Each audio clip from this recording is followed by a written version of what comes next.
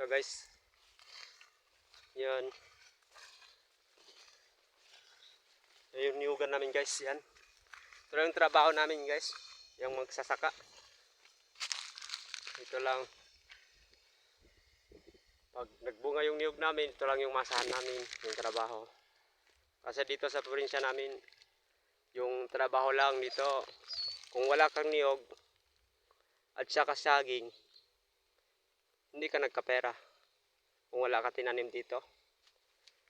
Kasi dito sa probinsya namin, mahirap kasi yung ano dito. Kailangan may sarili kang lupa at saka tinanim. Kailangan masipag ka dito sa bundok. Kasi wala ka ng ibang masahan dito yung trabaho. Ganito lang. Yan guys. Ang ganda talaga guys. Mabundok guys. Guys, punta tayo ngayon. Tingnan natin yung sili natin dito sa tapahan guys.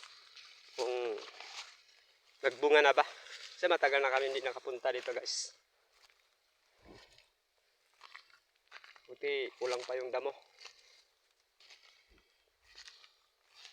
Hindi pa kayo magtampas dito guys. Ito na guys. Ito na yung sili namin guys. Healthy. Hindi pa yung hinog niya guys. Kunin natin na. Pagsili natin sa ano, sa tinula.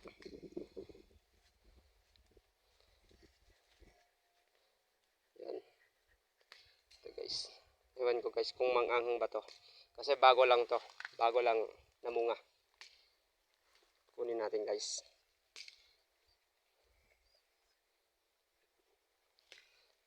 Op, nahulog pa. Yung isa. Kunin natin. Ito guys. Yan.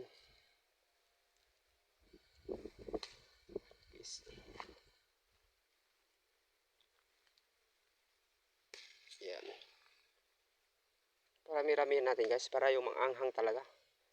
Kasi wala kasing lasa yung tinula natin pag walang yung sili. Ito lang pagpalasa sa amin.